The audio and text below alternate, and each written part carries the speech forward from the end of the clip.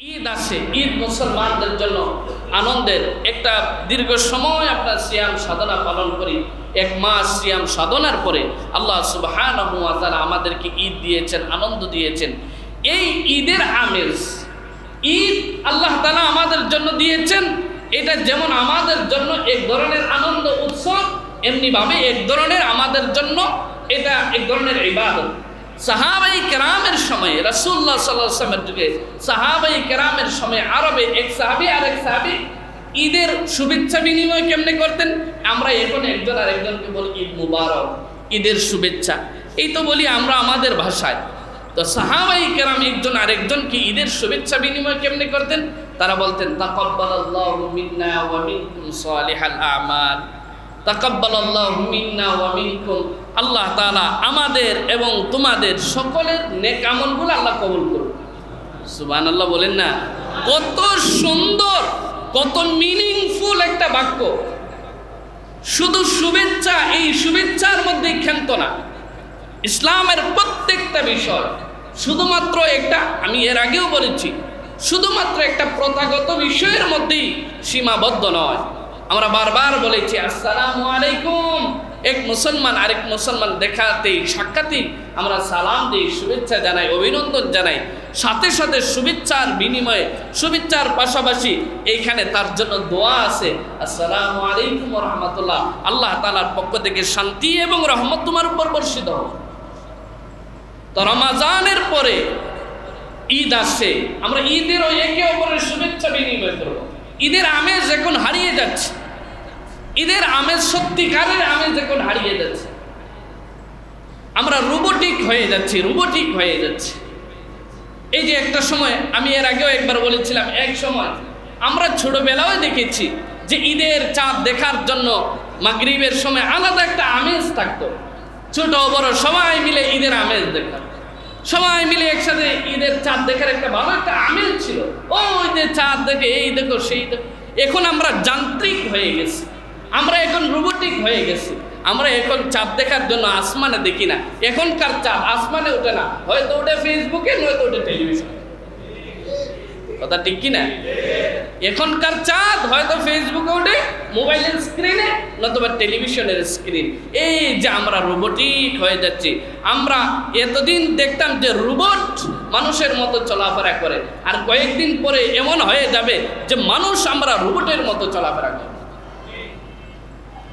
এজন্য ঈদের আমেজ, এটা আল্লাহ তাআলা আমাদেরকে দিয়েছেন উপহার। তাকাব্বালাল্লাহু মিন্না ওয়া মিনকুম, এক মুসলমান আর এক মুসলমানকে ঈদের অভিবাদন জানাবে, ঈদের আপনার শুভেচ্ছা বিনিময় করবে।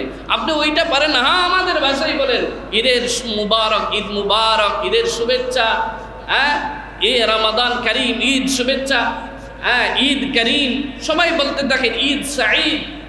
এটা বলেন, এক মুসলমান আরেক মুসলমানকে অভিনন্দন জানাচ্ছেন। অভিনন্দন জানানোর পাশাপাশি হৃদ্যতা বাড়বে, মহব্বত বাড়বে, ভালোবাসা বাড়বে। আমরা আগে দেখতাম, ছোট থাকতে দেখতাম ঈদ আসলে পরে ঈদ কার্ড কিনা হতো। কি বলেন, আপনার স্মরণ আছে কিনা? ঈদের কার্ড কিনা হতো, 10 টাকা পিস, 20 টাকা, 15 টাকা পিস, ঈদ আপনার কার্ড। তো ঈদ কার্ড কিনে অমুকের জন্য অমুক বন্ধু, তমুক বন্ধু, অমুক পরিবার, তমুক পরিবারের জন্য আমরা ঈদ শুভেচ্ছা লিখতাম। আমি জানি না আপনারা করছি কিনা, আমি ছোটবেলায় করছি। ঈদের কার্ড ছিল, ঈদ শুভেচ্ছা কার্ড।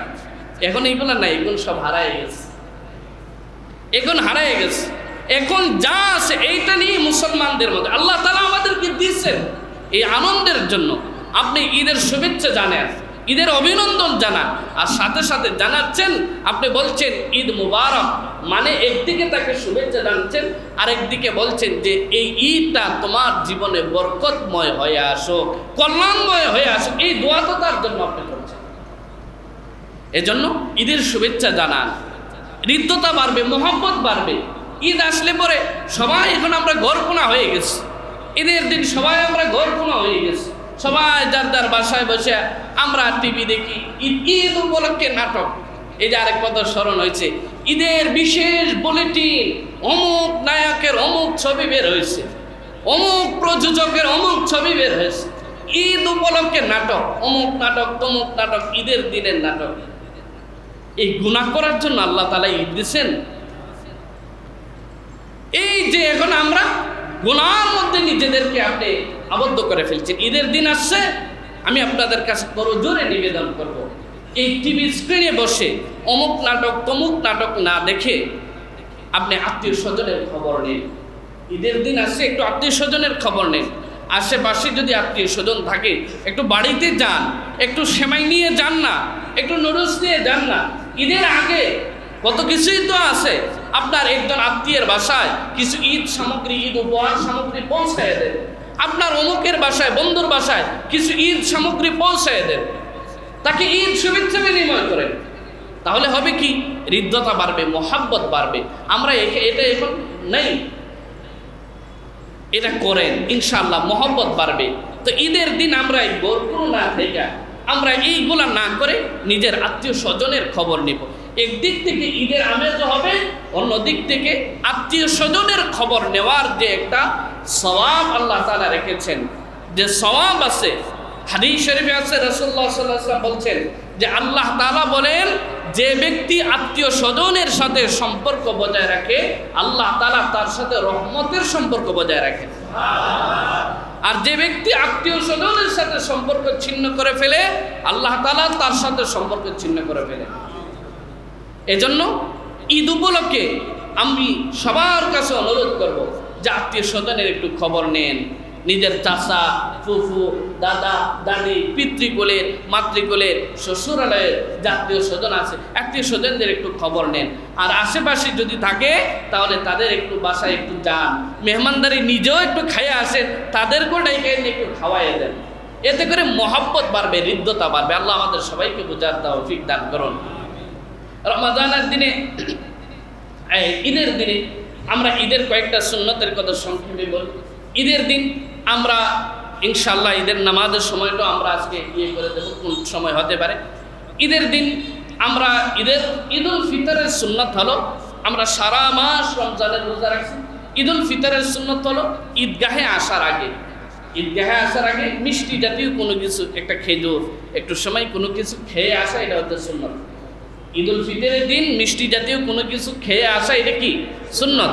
আর কি বলে, ঈদুল আজহার দিন হচ্ছে যারা কোরবানি করবেন, কোরবানির গোশত দিয়া আপনার খাওয়া, এটা হচ্ছে মুস্তাহাব পর্যায়ে। তো যাই হোক, সর্বপ্রথম হচ্ছে ঈদুল ফিতরের দিন সকাল সকাল ঘুম থেকে ওঠা। ঈদের নামাজ পড়লেও হবে, ফজরের নামাজ না পড়লেও চলবে। হ্যাঁ, ঈদের নামাজ পড়লেই হবে, ফজরের নামাজ না পড়লেও চলবে। তো ঈদের দিনের সর্বপ্রথম আমল কি বলেন? ঈদের দিনের সর্বপ্রথম আমল কি? ফজরের নামাজ পড়বো তো ইনশাআল্লাহ। ঈদের দিন সর্বপ্রথম আমল হচ্ছে ফজরের নামাজ।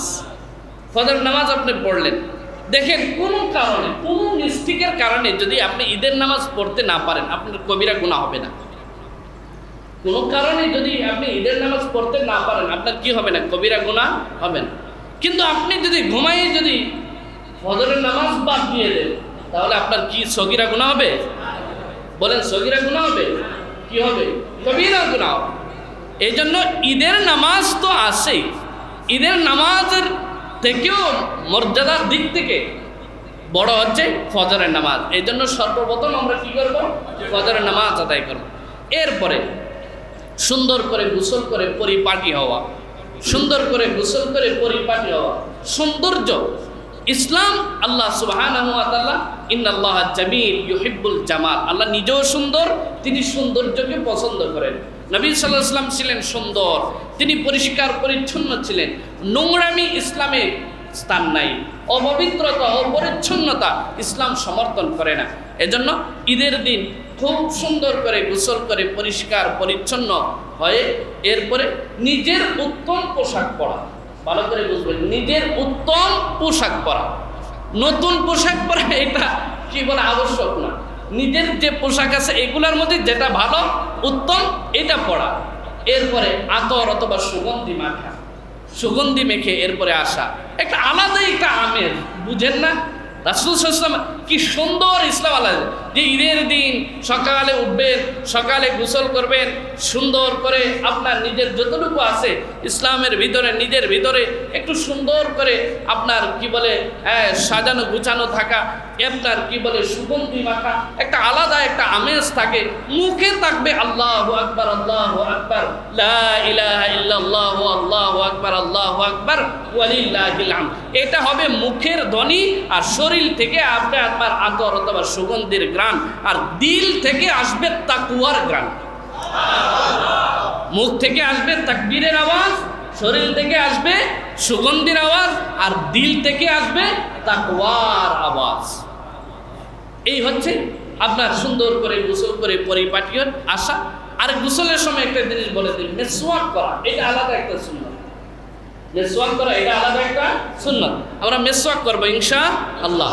গোসল করে সুন্দর করে নিজের উত্তম পোশাক পরে পরিপাটি হয় আপনার ঈদগাহে আসা। ঈদগাহ বলতে আলাদা তো ঈদগাহ নেই, ইসলামের সৌন্দর্য ছিল ঈদগাহ, খোলা মাঠে, সমস্ত মুসলমান খোলা মাঠে। এই মসজিদ না, মহল্লার এলাকার যত মসজিদ আছে সমস্ত মসজিদের সবাই একসাথে যাই, সবাই একসাথে যায়, সবাই একজন আরেকজনের সাথে দেখা সাক্ষাৎ হবে, একজন আরেকজনের সাথে আনন্দ বিনিময় হবে, কুশল বিনিময় হবে, একজন আরেকজনকে জিজ্ঞাসা করবে, একজন আরেকজনের সাথে হৃদ্যতা বাড়াবে। এটি ছিল ইসলামের সৌন্দর্য। যাই হোক, আমরা আমাদের ভিতরে যতটুকু আছে আমরা মসজিদে আসা, তাড়াতাড়ি মসজিদে আসার চেষ্টা করা, এবং পায়ে হেঁটে মসজিদে আসা। পায়ে হেঁটে মসজিদে আসা এটাও আলাদা একটা সুন্নাত। ঈদের দিন পায়ে হেঁটে মসজিদে আসা, তাকবীর বলতে বলতে আসা, আপনার ঈদের খুতবা শোনা, নামাজ পড়া, ঈদের খুতবা শোনা, এবং এরপরে আপনার আবার তাকবীর বলতে বলতে বাড়িতে যাওয়া। সবচেয়ে আপনার সুন্নত হলো যে এক রাস্তায় ঈদগাহে আসা আর এক ভিন্ন রাস্তায় ঈদগাহে যাওয়া। এটার অনেক তাৎপর্য, যে এক রাস্তায় কেন ঈদগাহে আসবে, আরেক রাস্তায় কেন যাবে, যাতে করে ওই যে বললাম ঈদের যে একটা আমেজ, এটা যাতে সব জায়গায় ছড়ায় পড়ে। এই জন্য সবাই এক রাস্তা দিয়ে আসলেন, এক রাস্তা দিয়ে গেলেন, ওই ভিতরের রাস্তা দিয়ে কোনো খবর নেই, কেউ আসেও না কেউ যায় না। একটা ঈদ, যে ঈদের কোনো কি নেই, আমেজই নেই।